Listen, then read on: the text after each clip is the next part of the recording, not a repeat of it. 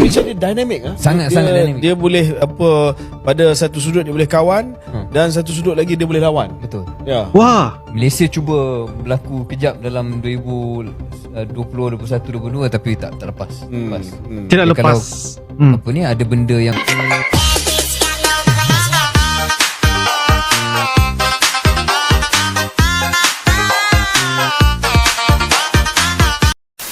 Halo guys, Assalamualaikum warahmatullahi wabarakatuh. Salam sejahtera. Welcome back to my YouTube channel guys. Bertemu kembali bersama dengan Uncle. Seperti biasa, pada kali ini kita akan teruskan lagi dengan membuat bakalan video reaction.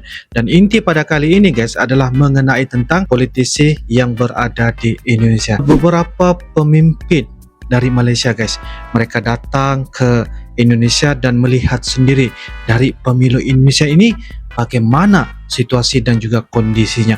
Dari pemilu ini juga orang Malaysia tahu betapa besar dan juga luasnya ya keadaan dan kondisi ketika berlakunya pemilihan ya undian, dan ini adalah beberapa pernyataan dan sudah pastinya adalah ini adalah sebagai satu pengetahuan juga ya buat kita dari Malaysia ini untuk melihat bagaimana cara pemilu ya undi yang berada di Indonesia. Ini adalah pemilu untuk ya calon Presiden Republik Indonesia, Pak Anies, Pak Prabowo dan juga Pak Ganjar. Apapun guys, ini adalah beberapa kompilasi dari video TikTok. Jangan kita berlama-lama. Ayo kita sama-sama simak di video pada kali ini.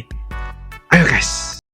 Uzal, Ketua TPS di Menteng ini. Ya. Mungkin Oh, di boleh Menteng. jelaskan bagi penonton kami di Malaysia yang kurang Okey. arif tentang proses pemilihan pengundian di Indonesia ni.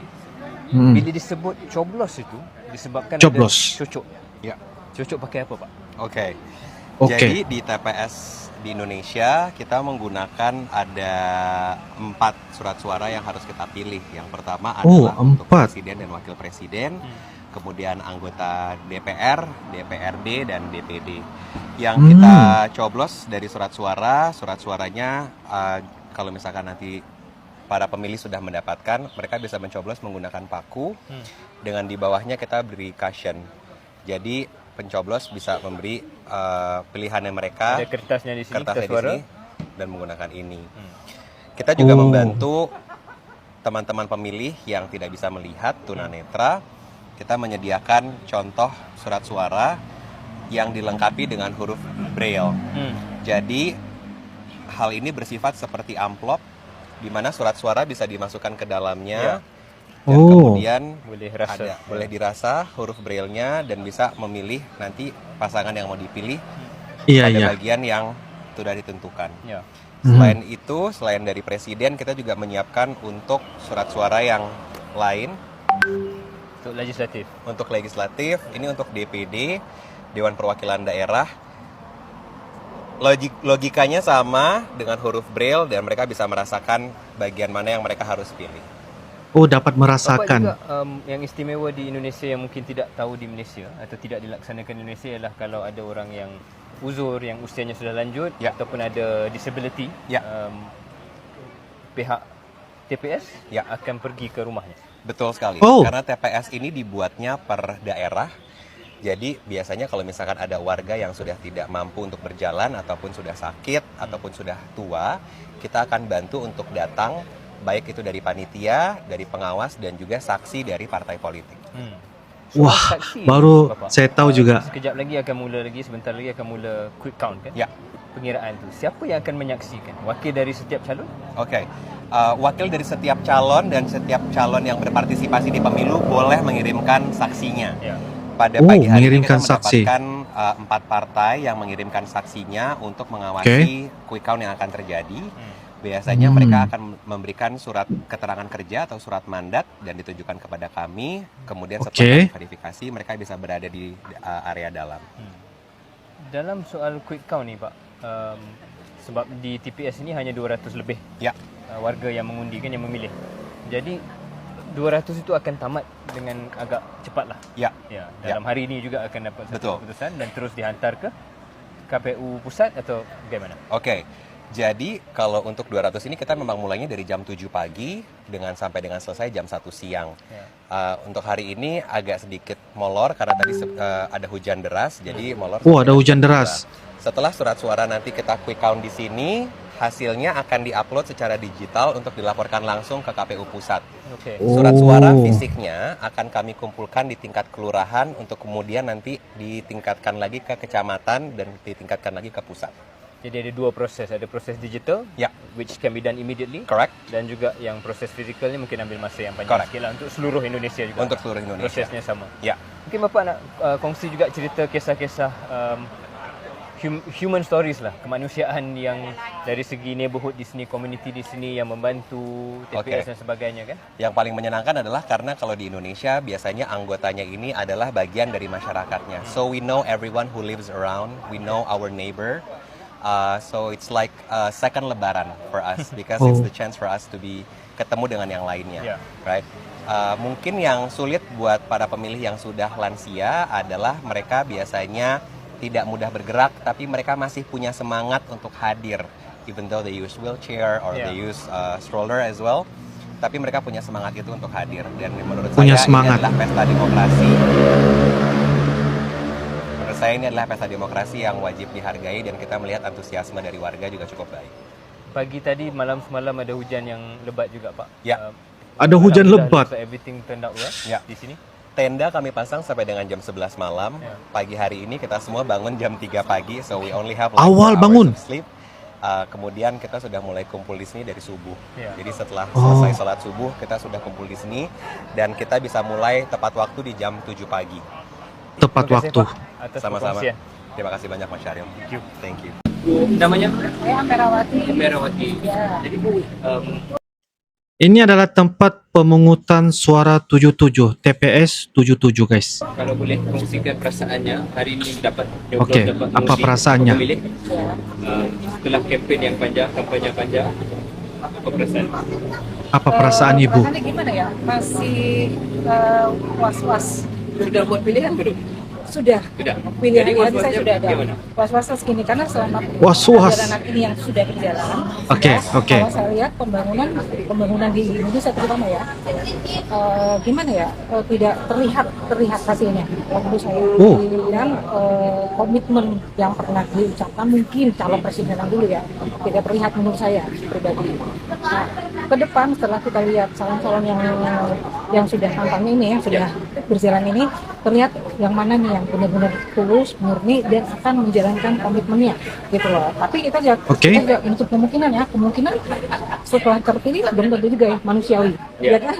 Gitu. Jadi Ibu khawatir tentang politisi lah, ahli politik. Khawatir tentang politisi. Ada ahli politik yang tidak begitu. Yang tidak begitu. Yang akan buat apa yang dia cakapkan. Gini loh, saya kan tidak pernah terjun ke politik dan tidak tahu. Tapi kalau lihat sepintas dengan komitmennya, terus tujuan dia ke depannya apa, saya bisa melihat gitu ya. Nah, yang dulu kan tujuan dia baik, tapi kenyataannya tidak bisa saya rasakan. Baik. Ibu, ada sebarang kekhawatiran soal demokrasi, soal MK. Betul, soal demokrasi, soal MK ya soal peraturan lah gitu. Sekarang aja baru mulai pemilu aja semua sembako sudah naik. Sembako? Belum ada pemilu ini belum mulai, sembako di pasar sudah naik. Wah. Sudah mulai naik dan saya merasakan karena saya sudah pensiun. Jadi Ibu sudah buat pilihan? Sudah. Tidak boleh sudah buat pilihan? Boleh. Itu rahasia. Tidak. Baik, Bu. Terima kasih, Bu. Sama-sama. Sampai jumpa lagi. Lo tau nggak hasil pemilu sebenarnya bakal diumumin kapan? Dilansir dari Detik News, KPU bakal menetapkan hasil pemilu secara nasional paling lambat 35 hari setelah pemungutan suara. Nah berarti KPU ini bakal umumin hasilnya secara resmi antara tanggal 15 Februari sampai 20 Maret 2024. Kok lama banget sih? Ya sabar Wir. Soalnya surat suara itu nggak cuma dihitung sama orang KPPS, tapi hasilnya juga bakal direkapitulasi lagi sama KPU. Baru setelah itu KPU bakal umumin secara nasional. Lah terus fungsi quick count apaan bang? Jadi gini, quick count itu perhitungan suaranya menggunakan teknologi informasi buat ngitung cepat yang dilakukan dilakukan sama lembaga survei, bukan sama KPU. Tujuannya itu buat data pembanding biar nggak terjadi kecurangan. Jadi benar-benar dikawal sama lembaga survei di luar pemerintahan. Nah terus hasil perhitungan quick count sama real count dari KPU ini bisa sama apa beda sih? Kalau nih kita ngelihat sejarah pemilu dari dulu, perhitungan quick count itu hasilnya nggak beda jauh sama perhitungan KPU. Ada selisih, perbedaannya paling cuma sekitar 2-3% aja. Nah kalau kita lihat dari hasil quick count sekarang, ada paslon yang udah mendominasi di atas 50%, yaitu udah susah buat dikalahin ya jujur aja. Apalagi presentasinya udah hampir bertahan 24 jam. Kecuali mereka bersatu, hasil suara digabung, udah dah salah 4 jari, nggak bercanda. Intinya hasilnya tunggu aja dari KPU secara nasional. Kalau kalian ada yang merasa curang atau dicurangi, ya itu cuma perasaan kalian aja. Tapi serius gue mau nanya, di TPS daerah kalian ada yang unggul selain 02 gak? Dengan laporan pilihan raya Indonesia atau pemilu 2024, gandingan calon presiden dan naib presiden Prabowo Subianto dan Gibran Rakabuming Raka mengekalkan kedudukan teratas dalam saingan pemilihan presiden dengan memperoleh sokongan 50.7% berdasarkan tinjauan terbaru.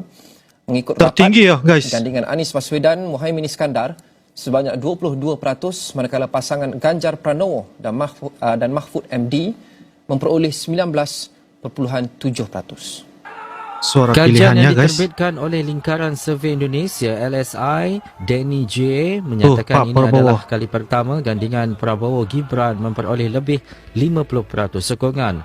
Kajian yang sama telah melaporkan lebih 80% daripada semua penyokong calon mahukan pilihan raya presiden satu pusingan.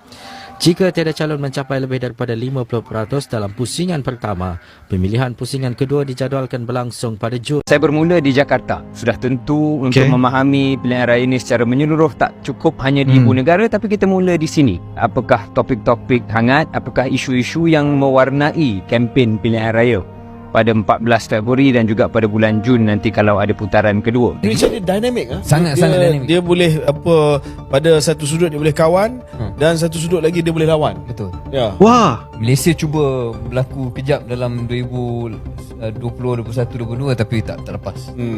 tidak Dia lepas. Apa ni, ada benda yang confuse sikit terus gaduh. Pecah. Terus pecah dan pecah. Okey. Pecah, Kat pecah. sini dia relax sikit. Pecah terus terpecah. Itulah sebab apa ni, anak Jokowi yang juga ahli PDIP sedang menjadi calon timbalan presiden Untuk Prabowo. untuk Prabowo Gerindra. Mahfud MD, calon wakil presiden untuk Ganjar adalah menteri di dalam kabinet Jokowi.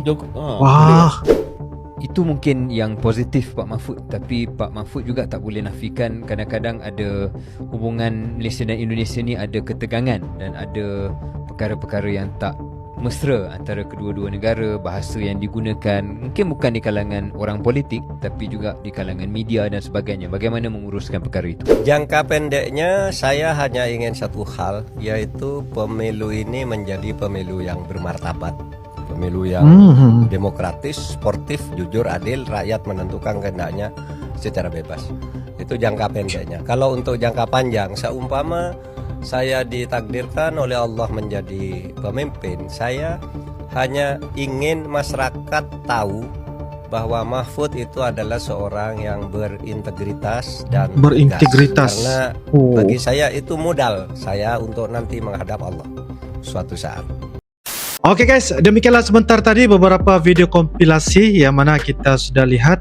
Saatnya dari pemilu, orang Malaysia baru tahu betapa luar biasanya pemilu yang berlaku di Indonesia tahun 2024 ya guys ya.